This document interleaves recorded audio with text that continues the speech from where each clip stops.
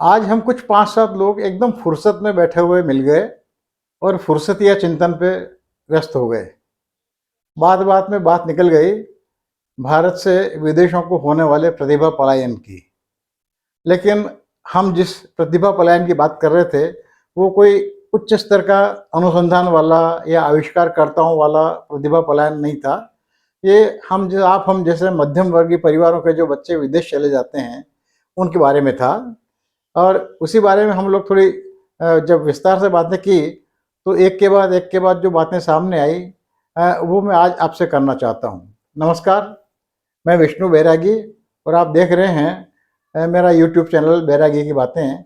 मेरा channel subscribe कीजिएगा, इस वीडियो को लाइक कीजिएगा, साझा कीजिएगा और आपसे विशेष अनुरोध है, टिप्पणी ज़रूर कीजिएगा कि आपको मेरे वीडियो कैसे लगते हैं। एक समाचार की जिक्र किया आज बैठक में मित्रों ने कि अक्टूबर 2022 से सितंबर 2023 के बीच में 97,000 भारतीय अवैध रूप से विदेशों में प्रवेश करने की कोशिश करते हुए पकड़े गए। मोटा अनुमान ऐसे मामलों में माना जाता है कि जो वास्तविक संख्या होती है उसके लगभग 20% लोग ही पकड़े जाते हैं। तो यदि इस धारणा को आधार बनाया जाए तो ये माना जाना चाहिए कि अक्टूबर 22 से सितंबर 23 के बीच में लगभग 5 लोगों ने अवैध रूप से विदेशों में प्रवेश किया। इनके पास वहाँ वीज़ा था कि वीज़ा नहीं रहा होगा, पासपोर्ट नहीं रहा होगा, लेकिन जो पकड़े गए वो अब कानूनी कार्रवाई के शिकार होंगे और जो नहीं पकड़े गए वो भाग्यशाली होंगे। ये सारे के सारे लोग रोजगार की तलाश में और बेहतर जिंदगी की तलाश में विदेशों में गए हैं। वहाँ किसी प्रतिभा वाली बात नहीं थी। लेकिन जो चिंता हमारे बीच में आई आज हमारे मित्रों के बीच में, उसके बाद एक के बाद एक जब बात हुई तो उन बातों मैंने सोचा, मेरे संपर्क क्षेत्र के 17 परिवारों के बच्चे ऐसे हैं जो यहाँ से गए तो थे साल 2 साल 3 साल के लिए, लेकिन वहीं जाकर बस गए, लौट के आने को तैयार नहीं हैं। लगभग सब के सब ने उन देशों की नागरिकता प्राप्त कर ली है। कोई इंग्लैंड में बसा है, कोई अमेरिका में बसा है, कोई ऑस्ट्रेलिया में बसा है, कोई कनाडा में बसा है, लेकिन सब के सब वहाँ जाके वहाँ के नागरिक बन गए हैं और लौटने को तैयार नहीं हैं। ऐसा नहीं है कि जीवन के संघर्ष वहाँ भी कम नहीं होंगे, खूब होंगे और मुश्किलें तो वहाँ भी आती होगी।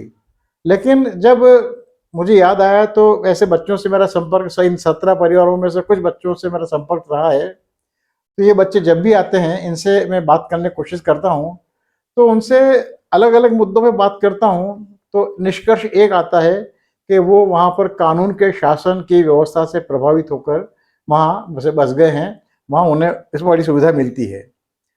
कानून का शासन का मैं आपको मतलब बताऊँ, यानी एक कानून सब पे समान रूप से लागू।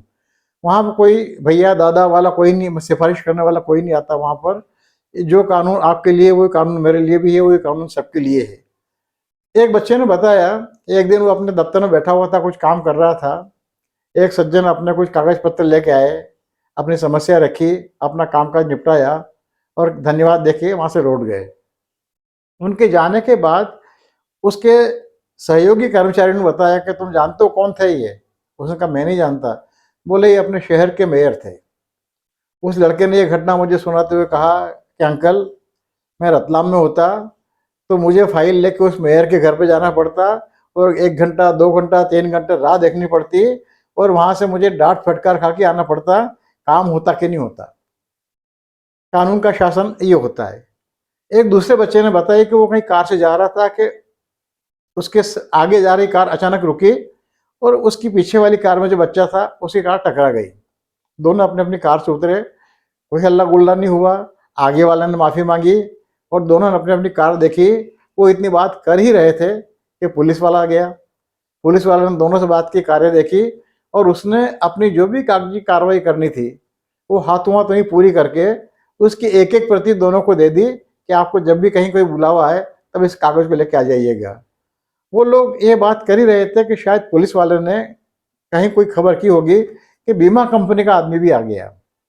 उसने दोनों कारों को देखा, उनकी हालत देखी और मजे की बात यह है कि दोनों कारों के बीमे अलग अलग कंपनी के थे, लेकिन वो एक ही सर्वेयर था तय करने वाला, नुकसान का आकलन करने वाला, जिसकी बात दोनों कंपनियां मानती थी।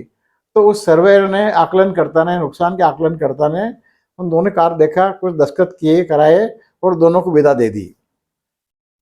यह होता है कानून का शासन।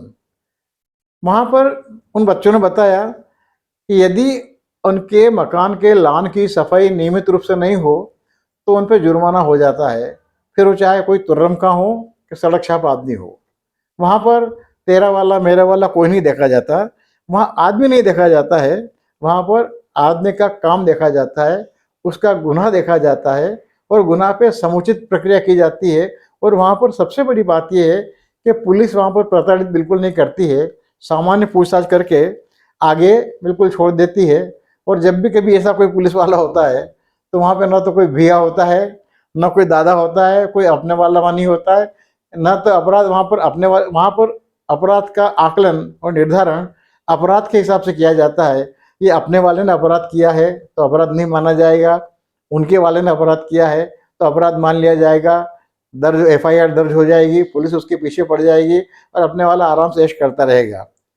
ऐसे मामलों में इन बच्चों का सबका कहना था कि वहाँ पर किसी भी किस्म की सिफारिश की कोई गुंजाइश ही नहीं है, वहाँ पर सिफारिश की बात करने की आप कल्पना भी नहीं कर सकते।